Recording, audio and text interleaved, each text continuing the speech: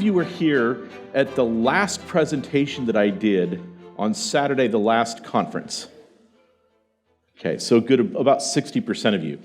Well, this is what I think is really relevant for us to do right now. Is what I want to do is I'm going to go back briefly on the last presentation that I gave this past summer, and then as well take it a little bit further before we start getting into the heavy stuff, because I think if we don't have the proper context, is that we can talk about these things, and sometimes we could even misunderstand really what's going on. And it's important to make sure that we are all understanding what the play is. And if we don't understand what the play is, we can make mistakes in terms of our strategies of which we would try to use to overcome it. And that's where sometimes I think that we can miss the boat.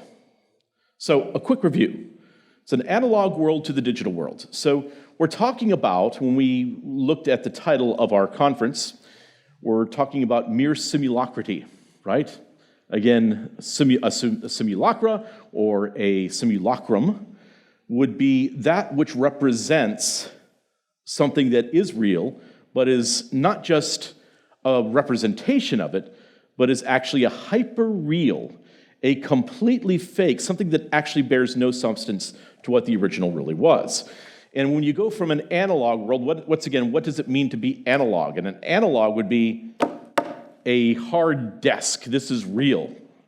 Analog would be a pair of glasses, let's say, that have lenses on them that are prescription according to the needs that I have in my eyes.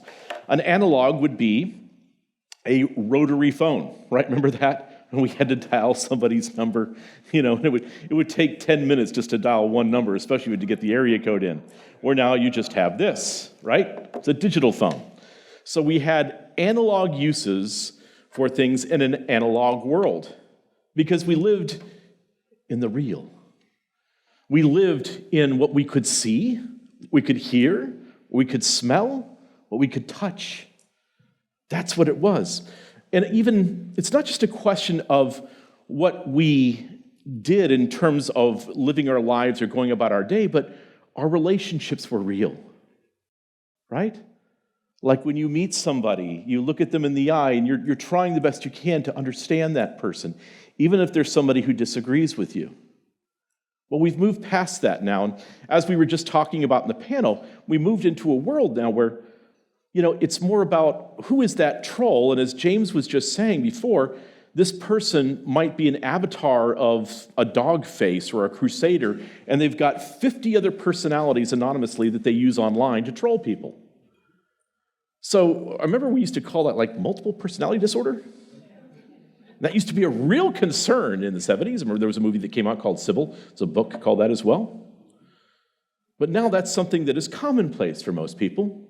Matter of fact, that's how they interact in their simulated world, is with simulated relationships and simulated personalities.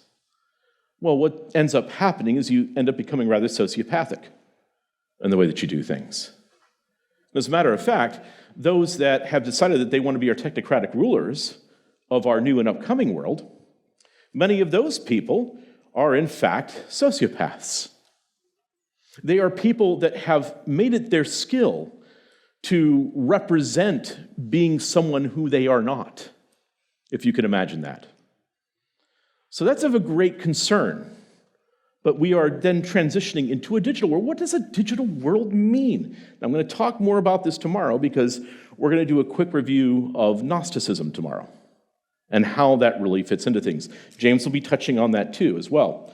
But we're going to talk about Gnosticism and how, boy, it would have been great if those that were talking about how the physical was not real, but the real is actually the spiritual, that which you cannot see. Boy, wouldn't they have loved to have had something like our digital world now, where you slip on a pair of goggles, and then all of a sudden when you have on that pair of goggles, you're in a completely different realm, and you don't even know how to handle it and so forth. Well, what if that was the world that they have asked you to stay in? James and I were talking about a person that we both know, Steve Coughlin, I believe, is that how I pronounce his name? Steve Coughlin, who is a brilliant man, and he was talking about the Matrix And what he said about the Matrix was that basically you're in a toilet. If you remember that scene in the Matrix where Keanu Reeves has taken the red pill, and all of a sudden, when he wakes up and all of the electrodes and so forth pop off of his head and his body, when he's come to a realization that he was living a fake life, everything was fake, and this was the real, well, what do? Immediately? They flush you. You're done. You're just excrement to them. So you have to live in their hyper-real world. You're forced to live in a world that is not real. A world that isn't even necessarily of your making, it's of somebody else's making. And this is the whole thing where it gets rather Orwellian again, and a little bit more on the Huxley side as well, is that, yes, you are living in a world where you are told that you must agree to the lie, and as well, you must lie to yourself. And if you don't agree to the lie and lie to yourself and live in the lie and repeat the lie, that somehow you don't deserve a spot in our society. You don't deserve a spot on Twitter.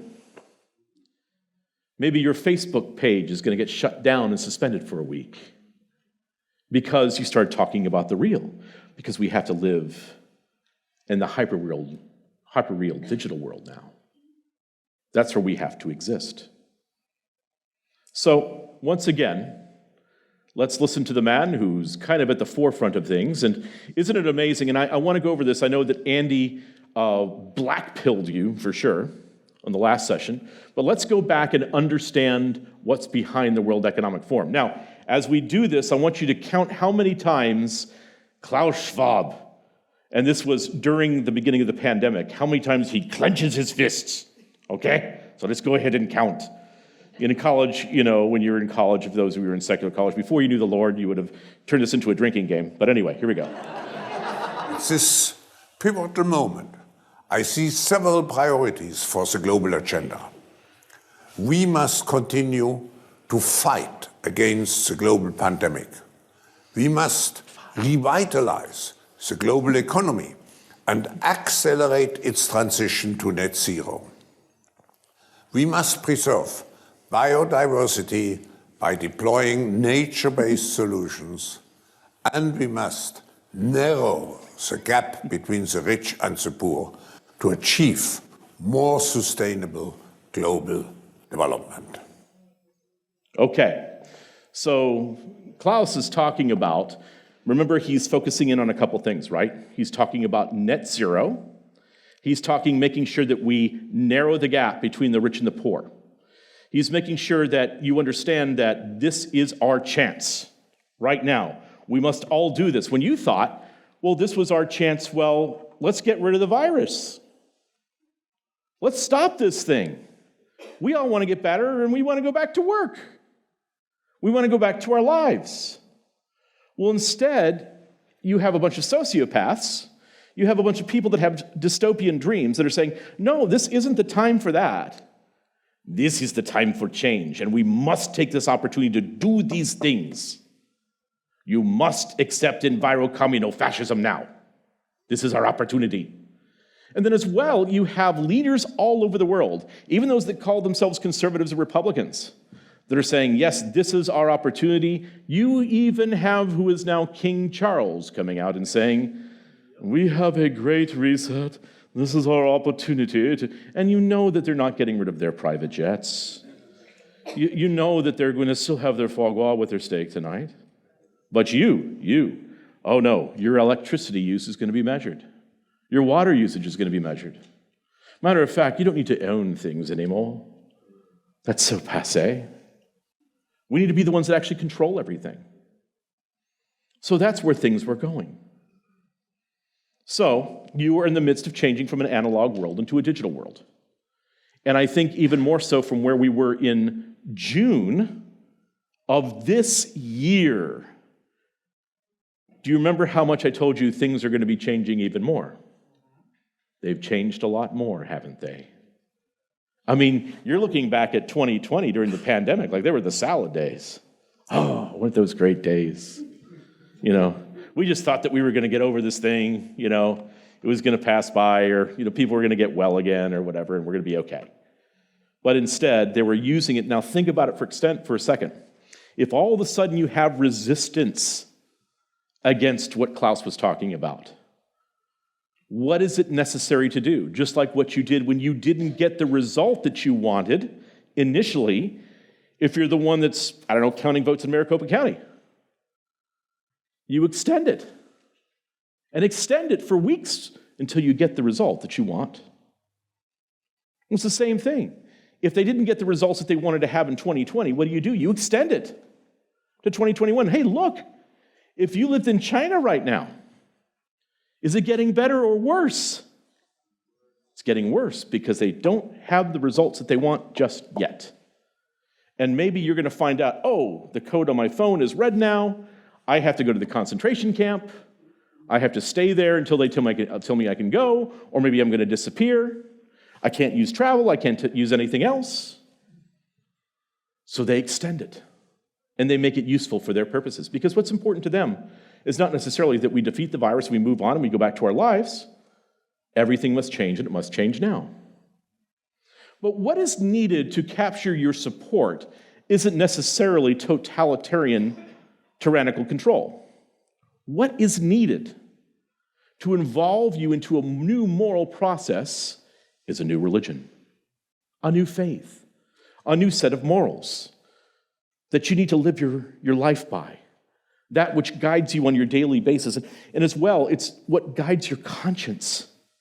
Is this right or is it wrong? It's like every time that you're drinking a bottle of water now, and you're in the airport, then you go to throw it away, well, you've got 3 different color things that you have to choose from, right? And you have to make a moral choice to do the right thing.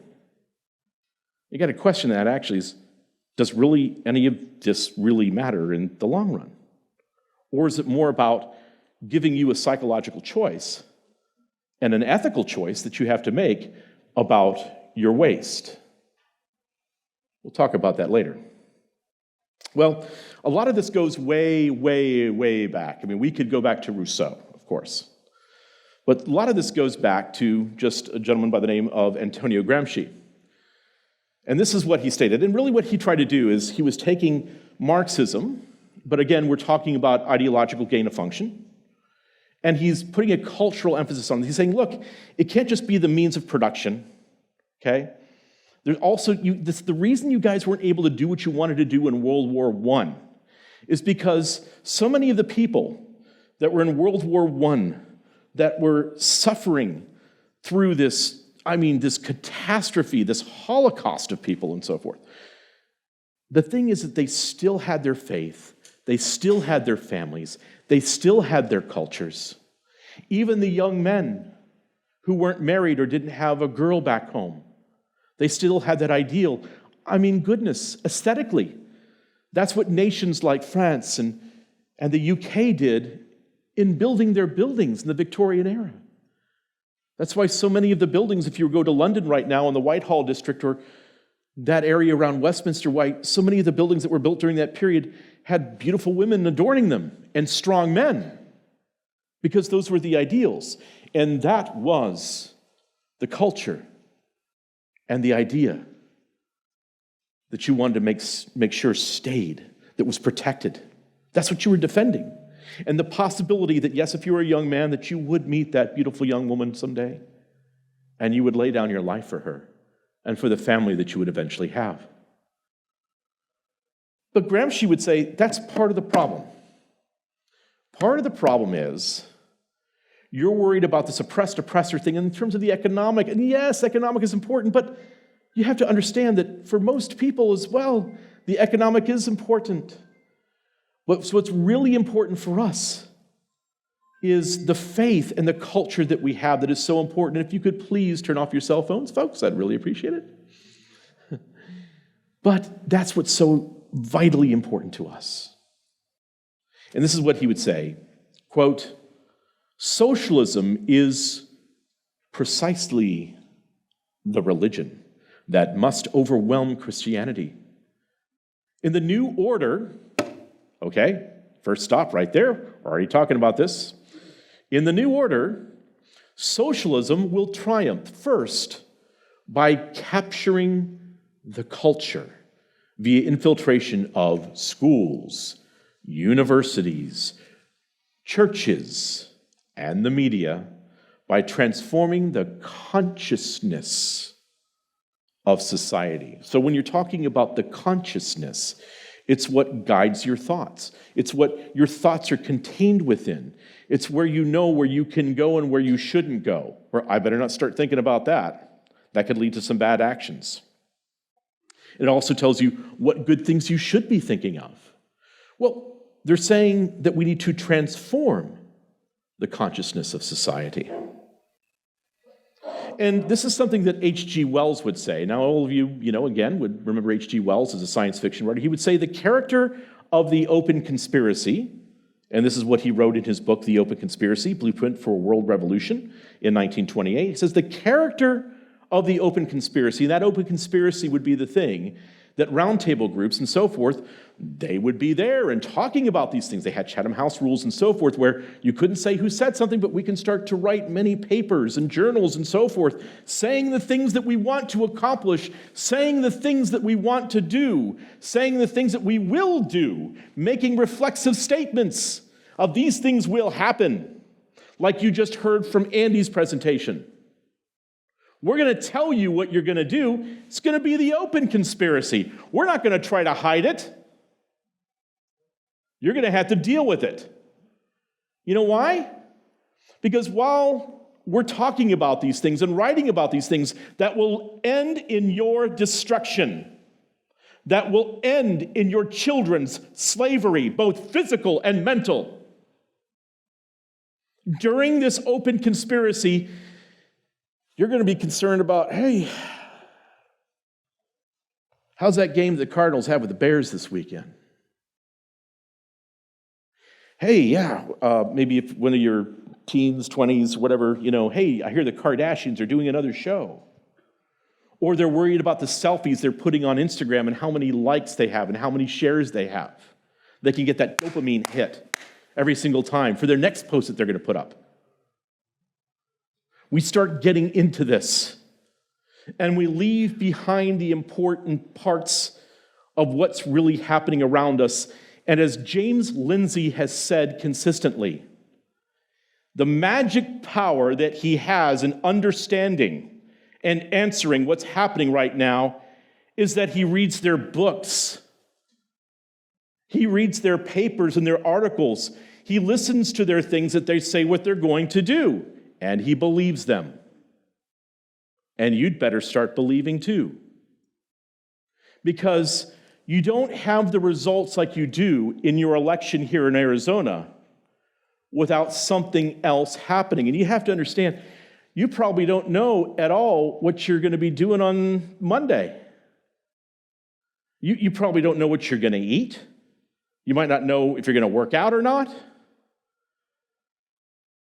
Some of the people that I used to do business with knew exactly what they were going to be doing on Tuesday afternoon in December in 2025.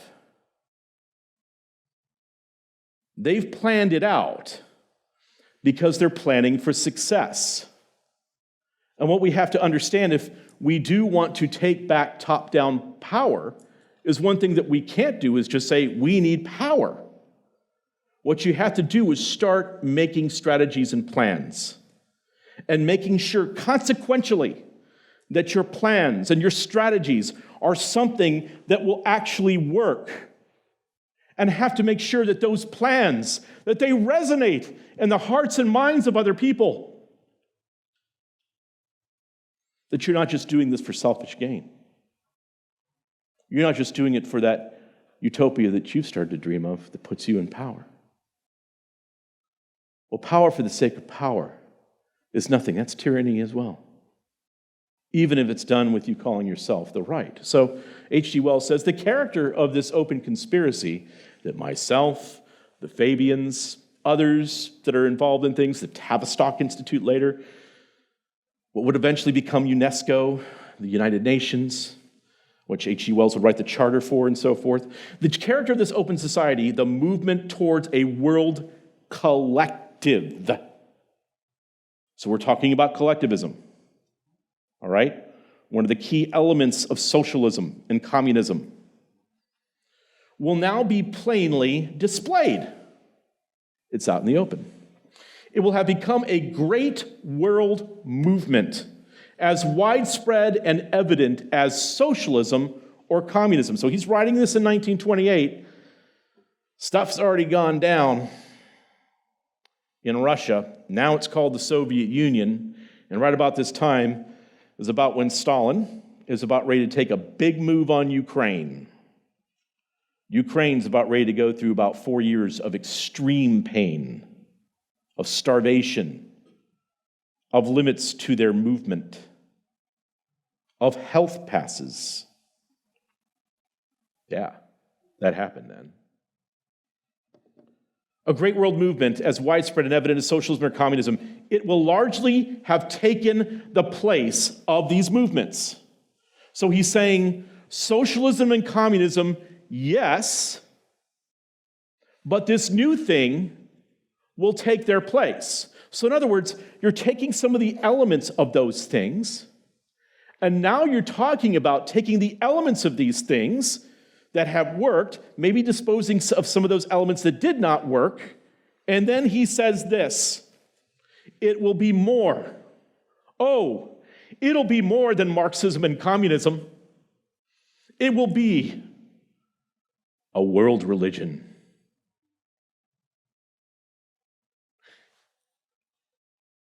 The future's not secular to our adversaries. Oh, far from secular. You see, the problem is, if it's secular, it's kind of nihilistic and so forth. I mean, it doesn't have a moral core. See, the future, it has to be very, very religious. But it's not a religion with objective truth. It's not a religion that frees. It's a religion that constrains. It's a religion that insists that you bow down and you live by the performance standard. And if your will is not in line with the performance standard that the new religion of the new world is telling you that you must be in line with, then we will actually go against your volitional decisions. In other words, it'll be by force. So the Cultural Revolution of Mao, and this is in China, and now we're going to fast forward to the 1960s. China just went through the 100 Flowers campaign. It's around the time that the Great Leap Forward was a great leap into hell. And in the 100 Flowers campaign, Mao said, hey, I'm paraphrasing, what we want to make sure is that we hear your disagreements. If you don't like what the Communist Party is doing right now, if you disagree with our methods, let us know. We want 100 flowers to bloom all over China. Oh yeah, by the way as well, those of you that have problems with each other, those of you that are in different sectarian groups and so forth within China, those of you that have traditional warring factions and so forth in different tribes within China, we want you to disagree with each other too, by the way. That's the other part of the 100 Flowers campaign. So you that are Taoists, we want you to start to really argue with the Buddhists and as well argue with some of the other Christians that have been part of what's happened with the explosion of Christianity that took place in the 20s and 30s. We want you all to start disagreeing with one another. But yeah, especially, please name, address, and make sure that you then postmark that to us and tell us what your main complaints are, because we want to listen to you.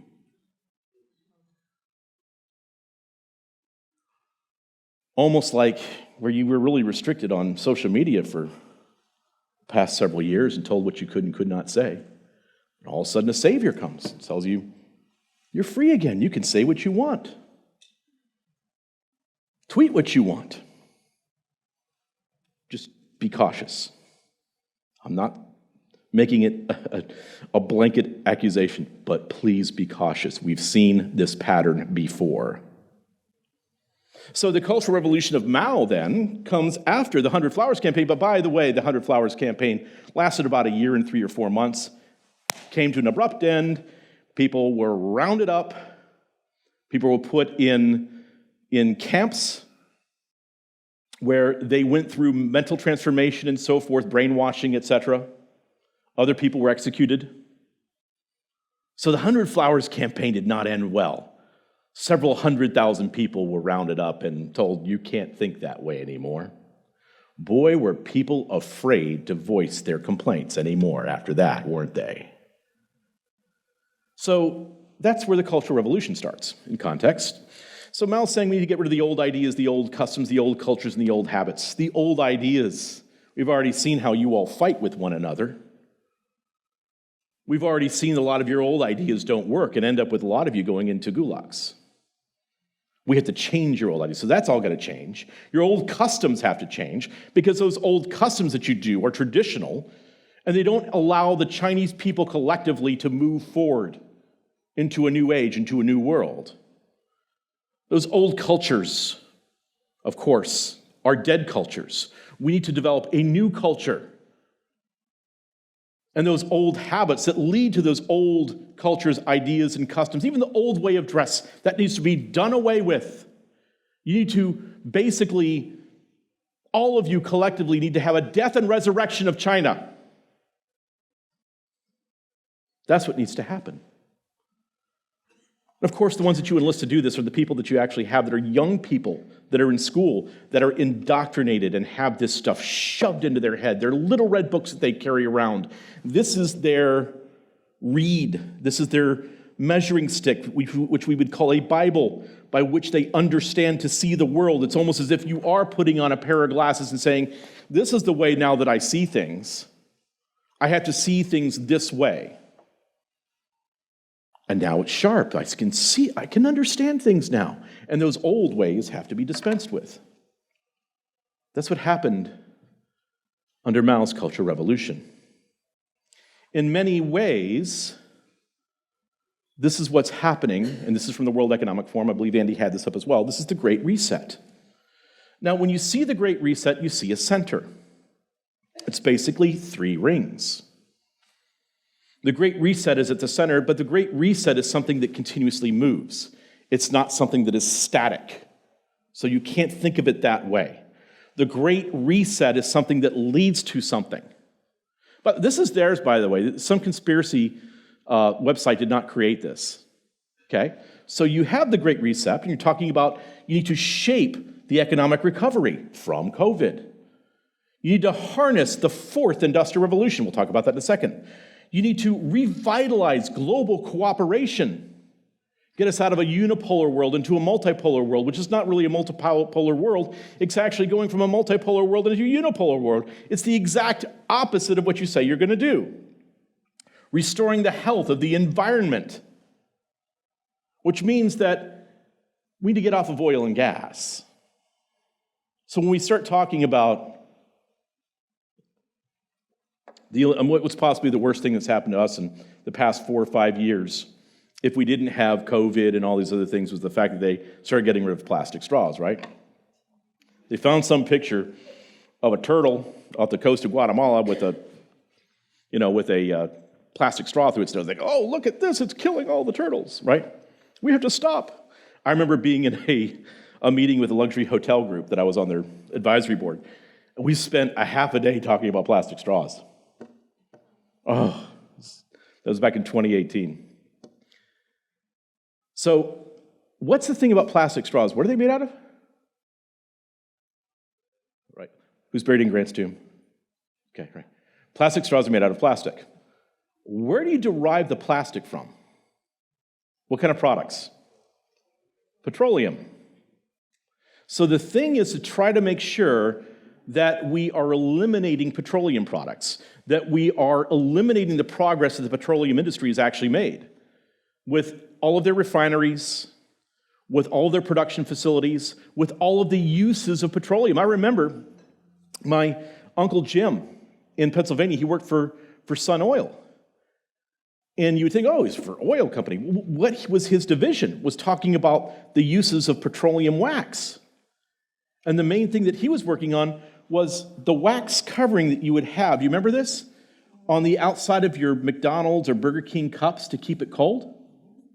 That was their big thing. Well, that's gone now. Eliminating petroleum and petroleum products to wherever the petroleum industry was, let's say in 2002 or 2004 or 2008 at its highest, when it was producing everything, that you want to disrupt and dismantle the petroleum industry. You want to eliminate all those products to where it doesn't have anything to make anymore, so we got to shut the plant down. Sorry, those people that work there, they're going to be out of work. They need to find other lines of work. Maybe they need to go back to school. Maybe they need to become activists. So you eliminate the industry, they have to shut it down. Maybe they end up just stopping everything together at that particular factory or that refinery, and it goes away. And within 4 or 5 months, they just return it to green space. So if you were to restart the petroleum industry, how long would it take? If you don't have one refinery shutting down and oil production facility, but you have 700 or 800, it would take you a long time, wouldn't it? And an enormous cost that we just can't afford. So what you want to do is get us to a point to where there's no going back. So when you take a look at this wheel, you have everything from justice and law, future of mobility, forests, the circular economy, corporate governance, taxation, LGBTIQ inclusion, gender parity. You have internet governance, 5G, digital identity, drones, blockchain, COVID-19's there, financial monetary systems, biodiversity, cities and urbanization, climate change. You have everything here. In other words, it is the reset of everything. But a reset doesn't happen all at once. If you had that red reset button, remember that Hillary Clinton was carrying around when she was Secretary of State? Hey, hit the reset button. No, it's the beginning of that. It's a process. It's not a one-time thing. So what you're trying to move into is the Fourth Industrial Revolution. But it's a global simulacra. The Fourth Industrial Revolution isn't just about changing the way we do things. It's about changing you. And we're going to talk more about that tomorrow when we start talking about Gnosticism. Before we get into the what of the Fourth Industrial Revolution, it is wise to discuss the how and the why. How? Well, simulacra and simulation. Simulacrum means likeness or semblance. Please take a picture if you need to on this.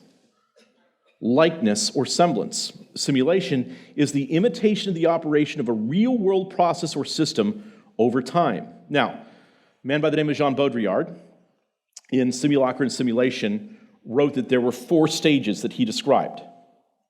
Now, I'm not going to talk about Wokel's strawberries because Wokel's here and he'll talk about his own strawberries, those of you that enjoyed that particular illustration last time. He was the one that came up with that. But there's many others that you can use. What he would say is this, is the first stage is a faithful image or copy where we believe, and it may be correct, that a sign is a reflection of a profound reality. This is a good appearance in what Baudrillard called the sacramental order. So in many ways, it's like what you would do if you look into the mirror. And you look into the mirror and you say, okay, this looks good. This is the way it should be. Maybe in the past, you would have somebody paint a picture and say, this is how he looks. Or maybe you're someone who's saying, I've learned from the masters on how to be someone who's a craftsman or someone who's a builder, and I'm going to imitate these things that someone has done. Or I'm going to take somebody, almost like Colin Keel did with what they call the Catholic. Oh, I could go into that story. I don't want to too far. But where he basically created the copy of a Psalter, and the original creation of the Psalter said, that looks too much like mine, that's mine too. So that would be the first stage, something that accurately represents something that is real. That's the first stage. The second stage of this process, though, would be this, is a perversion of reality. This is where we come to believe the sign to be an unfaithful copy, which masks reality as an evil appearance. It is of the order of malfeasance.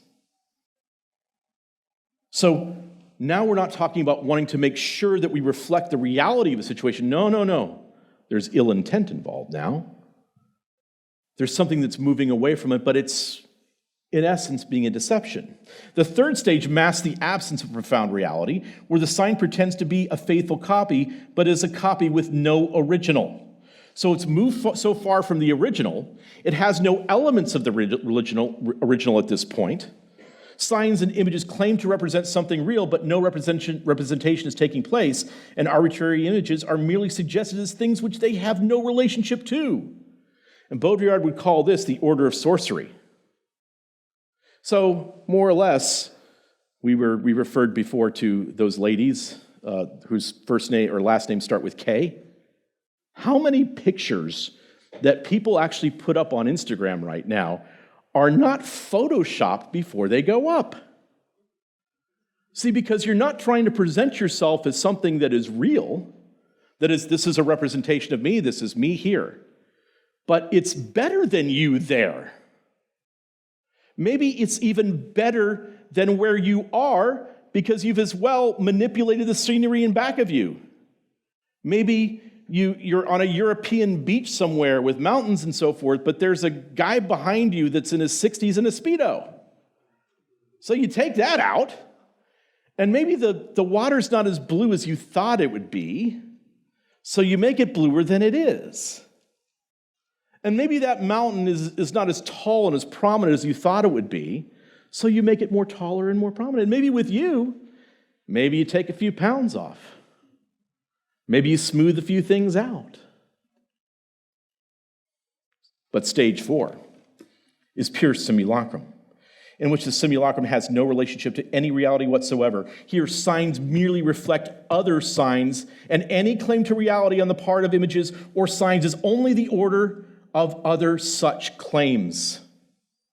This is a regime of total equivalency, where cultural products need no longer even pretend to be real in a naive sense, because the experiences of consumers' lives are so predominantly artificial that even claims to reality are expected to be phased in artificial, hyper-real terms. Do you want to know something that really shook? Now, all of you are going to understand this. You all are red-blooded Americans.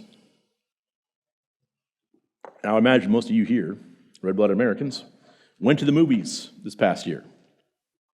And I bet you one movie that you went to go see is Top Gun 2. Now, Top Gun 2 was really successful, and one of the reasons that has been repeated is that, well, it was real. Because they used real effects. In other words, there was no special effects. Sure, there might have been some colorization and so forth, but they used real planes with real pilots, and the actors had to be in the real planes when they took off and when they were doing the scenes. Where for so long, you've been watching people in CGI and in special effects. To the point where, oh, that's fake. Or if you're watching an Avengers movie or you're watching some Marvel movie or whatever, it's just basically a glorified cartoon. You're watching some of the new Star Wars films come out and characters that are dead, even some like Peter Cushing, I believe, that has been dead for years, is all of a sudden making an appearance. We have the new Indiana Jones trailer that's coming out. And what do? They have Harrison Ford playing himself the way he was in 1979. But they're going to de-age him. Because nothing's real anymore, so all of a sudden you start to question what's real. You get to the point now where people are so in love with Disney World and Disneyland that they have year-long passes, and there are people literally that go to Disneyland or Disney World or the Magic Kingdom more than 100 times a year because that's the real world to them. Everything's right here. Everything's the way it should be. The ride is still doing the thing it should do. It's a small world. It's still the way it should be. But it's an artificial representation of what the real is. The elephant still comes up and squirts you on the Jungle Cruise. The pirates still do their thing. Of course, now they've wokeified everything. Space Mountain still does the same thing, but it's like it's a real rocket ship. I can pretend. And that pretend reality of something, but yet is safe and not dangerous like an actual moonshot, somehow keeps me safe and protected and so forth. So it's something I can experience. But it's completely divorced from what the real is. And Baudrillard would actually talk about this. Wokel's examples are still the best, though, with the strawberries. And I'm sure he'll go over that later. But you're talking about a simulated world.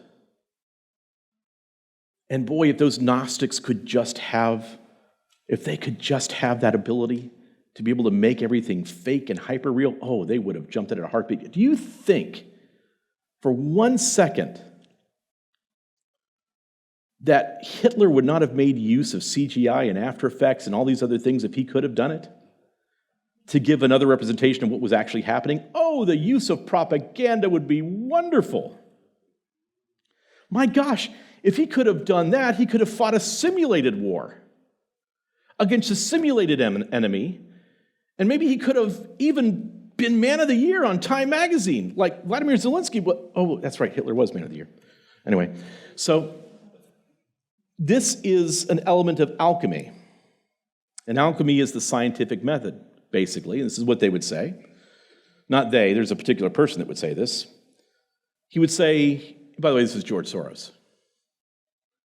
He would say the scientific method seeks to understand things as they are, objectively, right? That's what the scientific method does. While alchemy seeks to bring about a desired state of affairs. To put it another way, the primary objective of science is truth, to know what is true.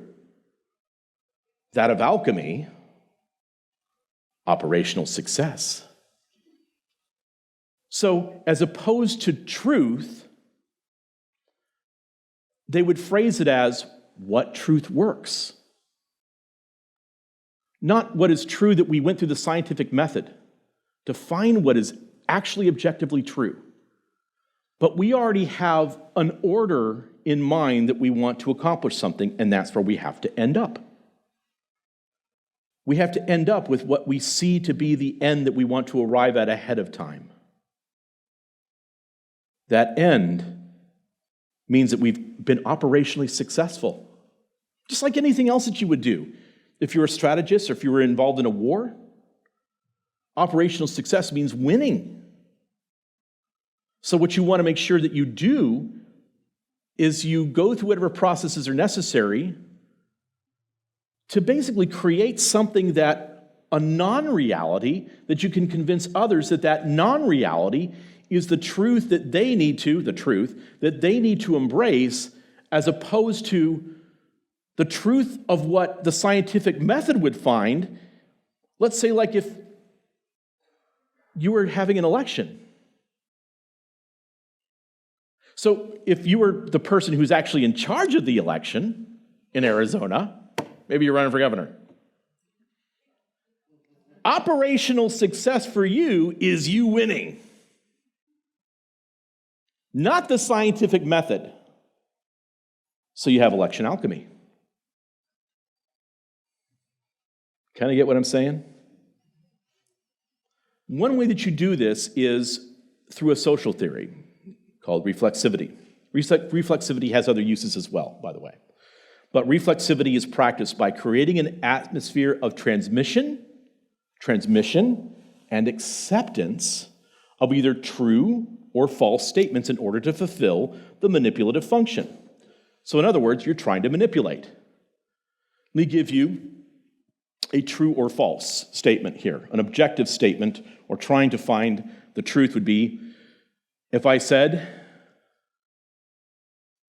it isn't raining right now, and you would go out and say, correct, Mike. We've measured things and so forth. It isn't raining. Or it is raining. No, Mike, you're wrong. It isn't raining. It's in Phoenix and it rains 6 days a year. I do appreciate the days that it does rain here, by the way. It clears out all those particulates out of the air, right? But let me give you an example of a reflexive statement. A reflexive statement would be, this is a revolutionary moment. Now, the truth of that statement depends on your acceptance of that as true, or your rejection of that would mean that that loop of reflexivity is cut off. So what I need to do at this point is to make sure that I fill the propaganda pipeline with as many things as possible, no matter what media, no matter what information, no matter what fake news stories, no matter what fake research papers, constantly to tell you that this is a revolutionary moment so you will believe it. And if your acceptance and your acceptance and your acceptance and everyone's acceptance says, yeah, this is a revolutionary moment, then you create that truth that this is a revolutionary moment. Like, let's say if I said, okay, this person over here in the blue suit came in with a virus, and when he was standing up here and he was sick with this virus, he was presenting to all of you, and he was starting to spread that virus everywhere. You don't know this yet, but that virus can kill you, especially you in the front row. But those of you who are in the back row, as soon as you guys went out and went into the bathrooms and so forth, you might have caught that virus too. And I'll tell you what, that virus is going to get you. It's going to get you. But I have a solution for this. The solution is my wife and Kathy Kang use an old Chinese recipe of a vaccine that they have prepared back at the table over there. And if you all will go there and get vaccinated before tonight's session, you can protect yourself from the Woodard virus. It's a New York virus. Okay? And we're going to be okay. Now, those of you that decide you're not going to take that ancient Chinese vaccine, I can't let you back in here. It's not safe. And then it would become not a virus of the Woodard virus, it'd be a Woodard of the unvaccinated. Now, what I would do is I'd make sure that we push out notifications for you when you're at dinner, telling you how dangerous it is, and telling you as somebody else has just tested positive for it, and somebody else and I'm going to do some newscasts, they're going to tell you somebody else tested positive for it. And I'm going to make sure I tell you, we lost one of our friends that was here at the conference today. They didn't make it, and it's because of the Woodard virus. So you spread fear, and you make something true that maybe wasn't exactly true. But it accomplishes something. What does it accomplish?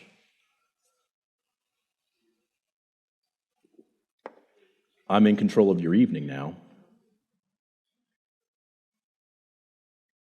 And those of you that stood in line and shoved a rusty needle in your arm was something you don't even know what it was. What was I trying to do there? I don't know. And what you do is you start to create fertile fallacies, things that aren't really true statements, but are false statements that are received and believed with the purpose of manipulating opinion. That's what I was saying, is when I said that the gentleman over here in this second row, that if I start to say that he passed away, but yet I tell him, hey, look, don't come tonight. I want to make sure that you have dinner with one of our other speakers tonight. They really want to ask you some questions. And then if I come back tonight and say, that gentleman's not here, I think he's passed away, that would be a fertile fallacy. It's not true. But the thing is, the next day when he shows up, you go, but he's here. Oh, you're right. I guess I was wrong. But the fertile fallacy worked for a time. And as long as that lie that I told you works long enough to get you to do what I want you to do, then it works. As long as it has legs and you believe it, and you do what I want you to do, it works. That's what a fertile fallacy is. The thing is that fallacy can lose its fertility, and then you got to come up with another lie. But this is how you work something called the dialectic, something you're going to hear Dr. Lindsay refer to. You're going to hear as well some of our other refer to this as the dialectic. Basically, it has several different sources. You can talk about kind of a Rousseauian sense of a beginning of a dialectic. You can even go further back than that into a Pygmalion sense of things. But Kantian dialectics, and then as well, everybody knows the Hegelian dialectic, but the thesis, antithesis, synthesis is the one way to describe it. For our sakes, in terms of how it's mainly used today in short periods of time, is problem, reaction, solution. Create the problem. So if my intent is, I want a solution. I want to change everything across the globe by 2030. Everything in every nation. Everything in every civilization. Everything in every company and every religion and everything else. Everything individually I want to change by 2030. Then I create the problem.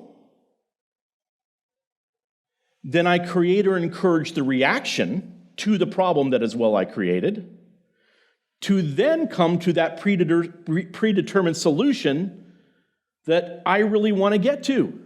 Because that's the whole end goal. The end goal, let's say, of critical race theory is not critical race theory.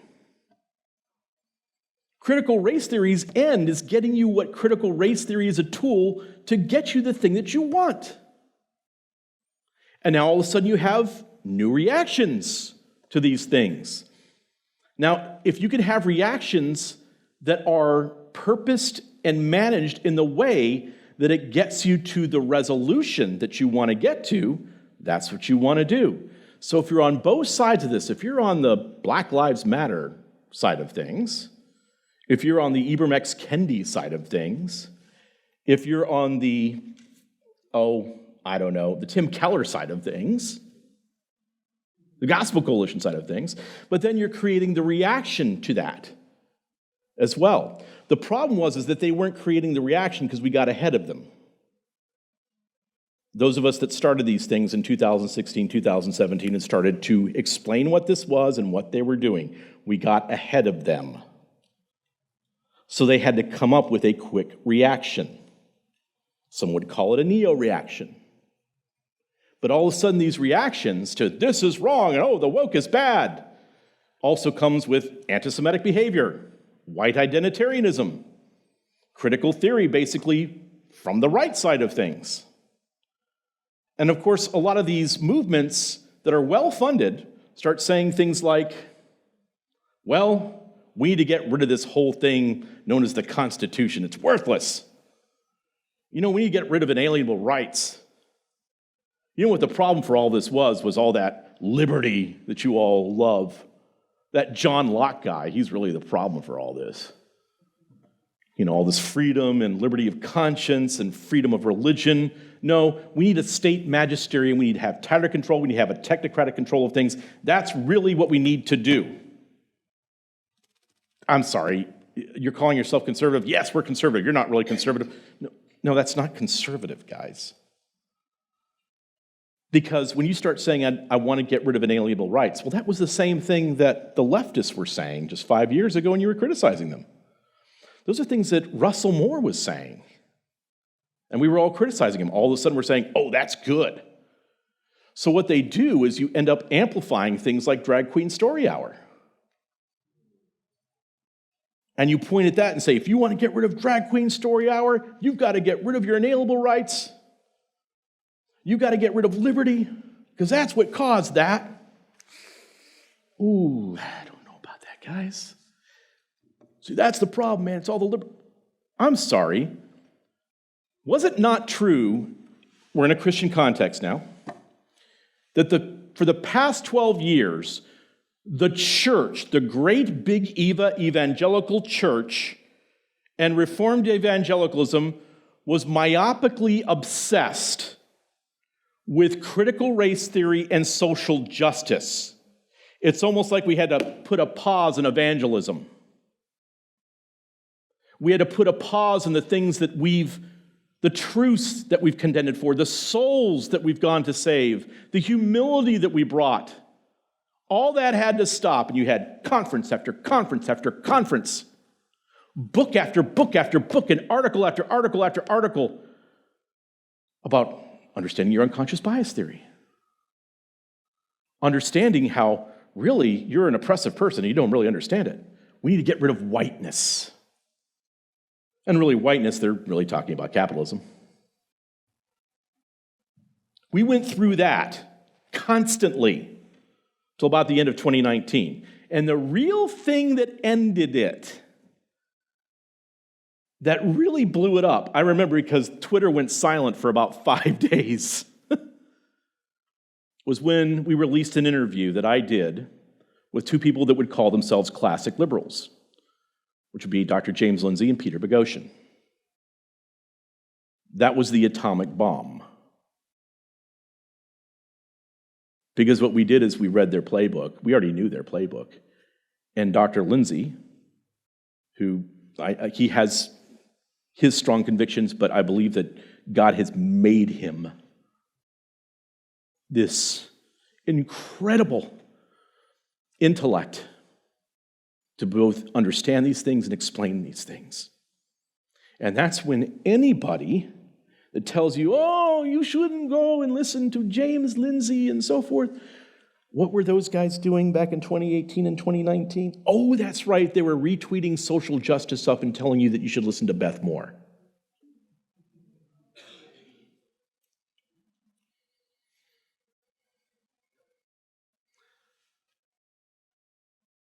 I'm glad that you're here. But people that are involved in this process are involved in sorcery. This is wizardry. And the majority of Christian leaders whose names you know were involved in this.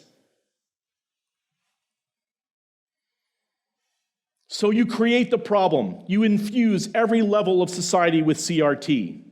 You insist on diversity, equity, inclusion compliance. You attempt to normalize transsexual lifestyles. This happened within the church. Where do you think Revoice came from and living out? It came from leaders in the PCA and from guys that were trained at Southern Baptist Theological Seminary.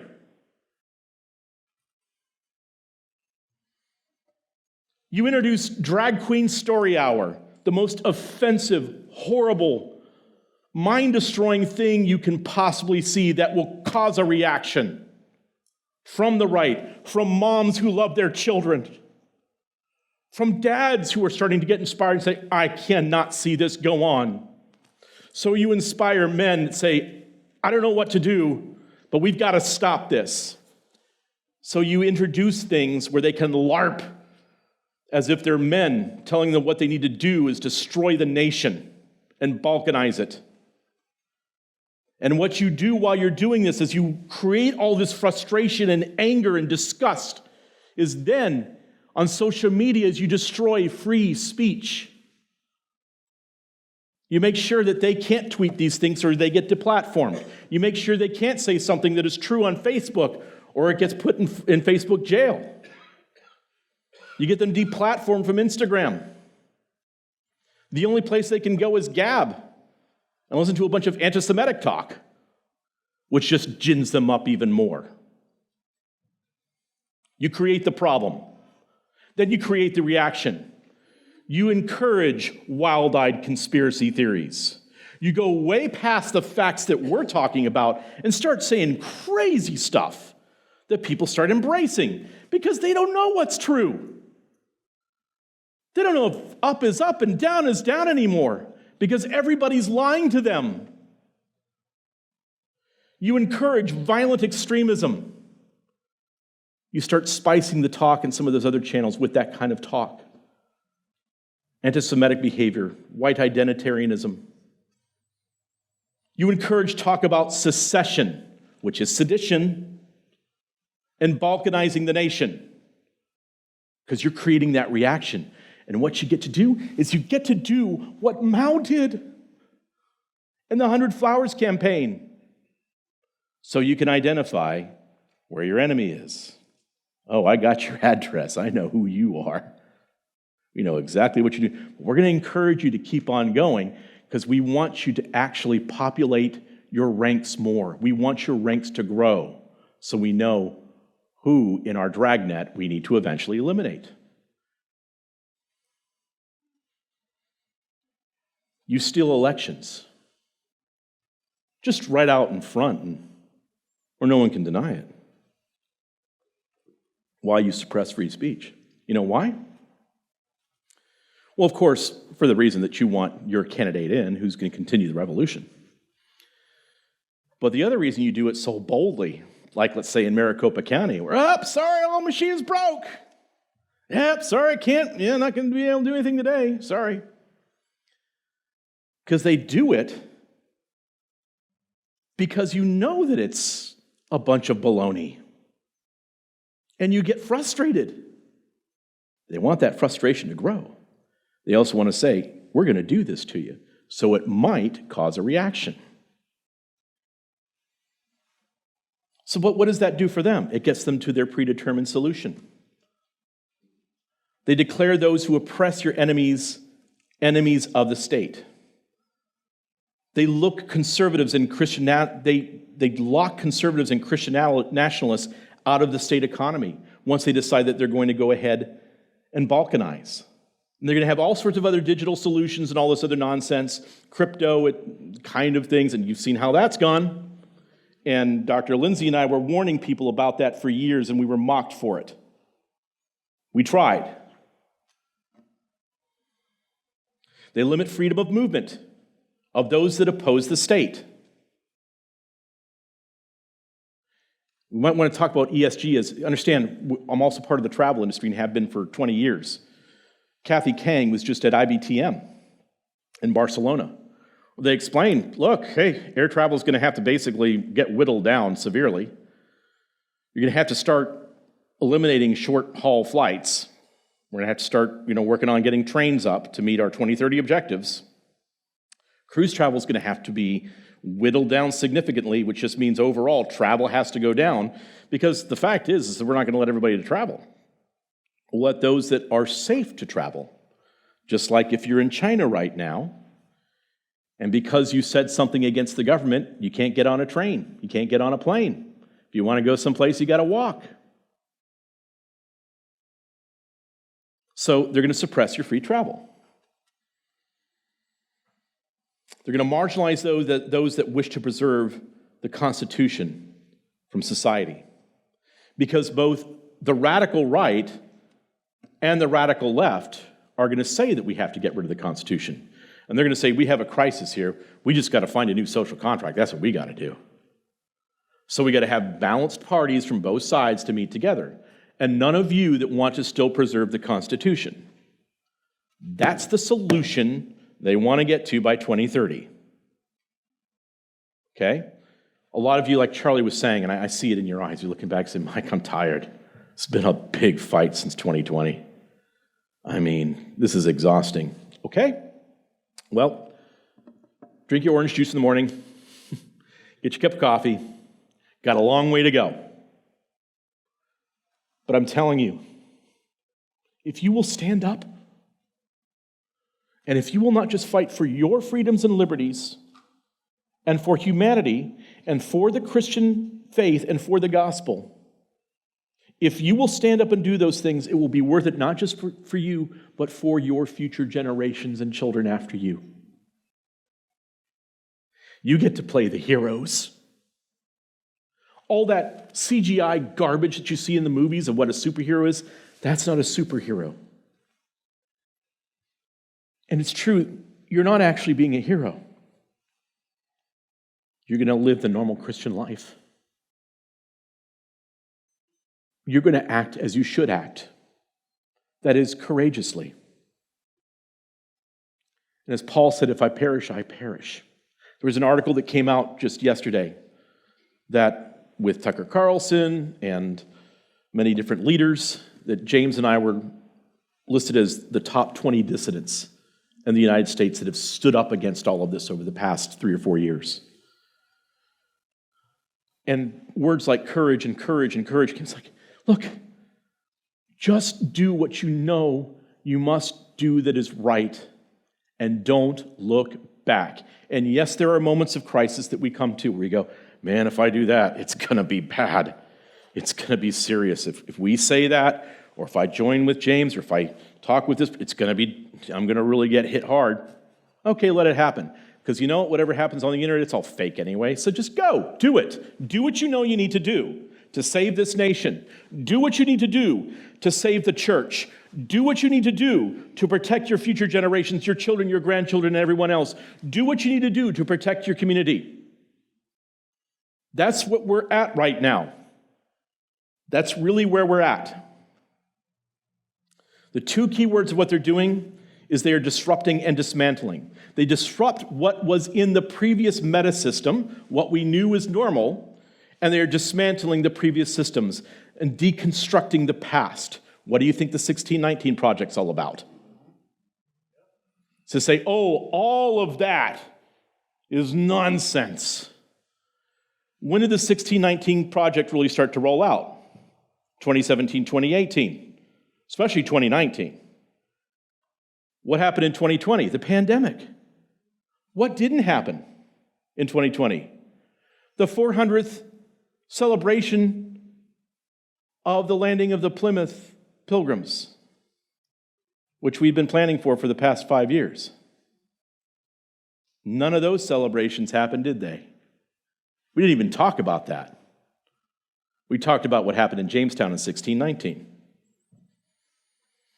So, as Klaus Schwab with his closed fist would say, the pandemic represents a rare but narrow window of opportunity to reflect, reimagine, and reset our world. Everything that you thought you knew must be disrupted and dismantled to usher in the fourth industrial revolution. After you disrupt and dismantle everything, then you can build back better.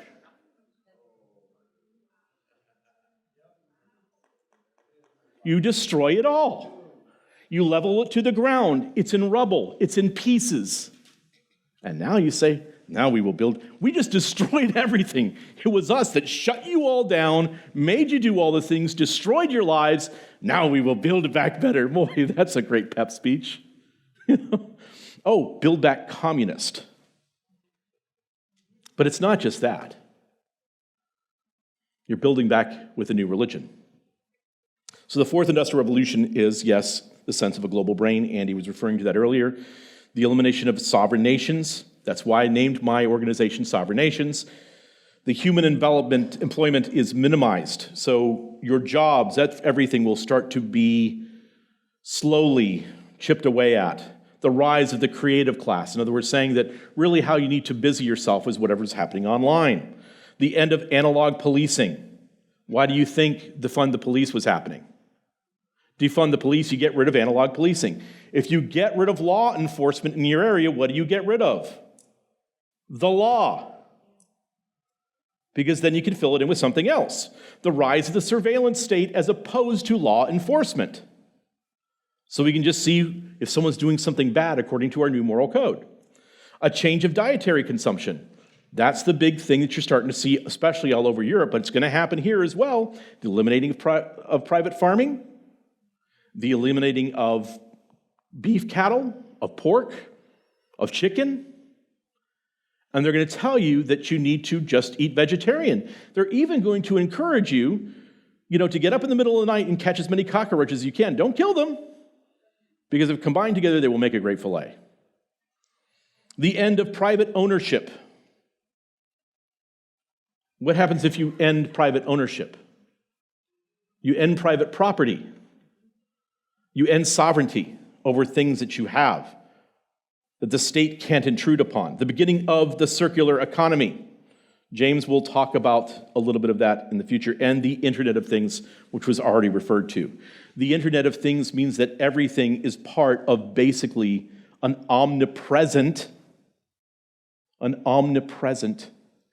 knowledge base of every atom and molecule in the world. Know everything about everything everywhere. So what's really going on? Well, your participation is necessary. We do have something that's more or less like a social credit system that's not just for you, but for every corporation, every governance, everything, anywhere. It's environmental social governance. Environmental, meaning that you must be in line with everything that we say is environmentally friendly or that is sustainable. But sustainable doesn't necessarily mean sustainable in the way that you think it needs to be. Social justice. We need to have everything according to the new moral code that we have in regards to critical race theory, in regards to intersectional behavior, etc. Everything has to be done according to our new social code. If you're out of step with that, your credit score goes down. Governance. Governance is just simply you must obey what the government tells you to do. And if you don't, bad things happen. So every pillar of our civilization is being brought into compliance with ESG standards. Governance, corporations and financial institutions, education and religion. What did Andy refer to, and what's the name of my talk? The third leg of the stool. Governance, the state, corporations and financial, corporate and governance, that's fascism, and then education and religion. So it's a great reset of faith as well. Top down, meaning that desired elected officials and directors in office to enact legally, basically a postmodern change to things. What is real is not real. What is unreal or hyperreal is now the real, and you must obey it. Bottom up from the bottom, reflexive events, fertile fallacies that create feedback loops, create and opportunize crisis events to reinforce postmodern concepts. And then, of course, inside out is the middle. That's the glue that holds our society together. So reinforce desired postmodern change in faith, cultural events, and community gatherings. Even things like football. So football seems to be more concerned about what? Social justice right now. Football, all of a sudden, is more concerned about LGBTQI than it is about just advertising football and playing football. No longer is football just about, their main sponsors no longer like Michelob and Bud Light. Their new big sponsors have just the primary point is to make sure that you're pushing for LGBTQI inclusion, for transgender rights, for social justice. That's the whole point. You must do those things. Now, you know what? It's time for you to go eat. So this is what we're going to do. I'm going to hold it there. We're going to get into this tomorrow because I've just gone about an hour and 15 minutes. And there's so much more to do. So let's do this. We're going to go ahead and pause, and we're going to take a break. We're going to let you go and enjoy whatever place you like to eat food. And then we're going to come back. Dr. James Lindsay will be starting at 7:30 p.m. sharp. So if you don't usually drink coffee in the evening, that's okay, because Dr. Lindsay will absolutely bring it tonight. I have no doubt about that. We've had a great day today. I hope you think so. I hope you think that you have been educated tonight. So let me pray for you, and we'll get going, and then we'll see you back at 7:30. Gracious and Heavenly Father, we do thank you for this day. We thank you for the opportunities that you've given us. Lord, we just pray that these people that are in this room, and those that are listening as well in the future, we pray that they will be infused with these truths, that they will consider them, that they will as well be discerning and check to make sure that the things that myself, Andy Woodward, and as well Dr. Lindsay are saying are true. Let us test these things. And Lord, we just pray that we will be not just informed, but inspired to do the right thing at this moment in history. We ask this in your most holy and precious name. Amen. Thank you.